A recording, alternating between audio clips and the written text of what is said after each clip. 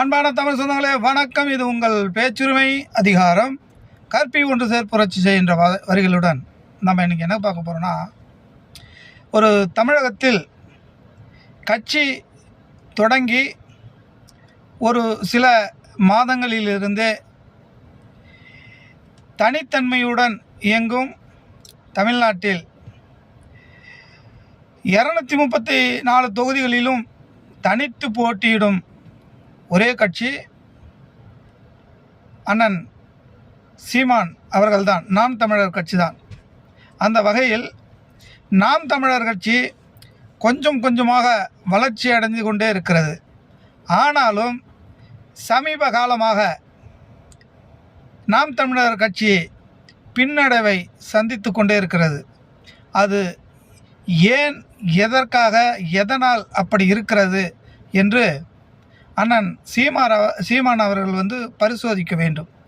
எப்படின்னு பார்த்தீங்கன்னா, சாட்டை துரைமுருகன் என்னும் ஒரு கேவலமான ஜென்மம் நாம் தமிழர் கட்சிக்கு வந்த பிறகுதான் நாம் தமிழர் கட்சியின் ஓட்டு சரிவடைந்து கொண்டே இருக்கிறது. ஏன்னா, நாம் தமிழர் கட்சியை எப்படியாவது சீரழித்து விட வேண்டும் என்ற ஒரே இலக்கோடு தான், ஒரே எண்ணத்தோடு தான் பயணிக்கிறான் இந்த சாட்டை துரைமுருகன். இந்த சாட்டை துரைமுருகனை நாம் தமிழர் கட்சியிலிருந்து நீக்கிவிட்டால் கண்டிப்பாக நாம் தமிழர் கட்சி மிக சிறப்பாக செயல்படும். ஏன்னா, தமிழ்நாட்டில் இருக்கும் இளைஞர்களுக்கு அனைவருக்குமே தெரியும், சீமான் எப்படி ஒரு அறிவாளி, ஆற்றல் மிக்கவர். எப்படி செய்தியாளர்கள் பேட்டி காட்டாலும் அதற்கு அசராமல் பதில் சொல்லுவார் என்று தமிழ்நாட்டில் இருப்பவர்களுக்கு அனைவருக்குமே தெரியும்.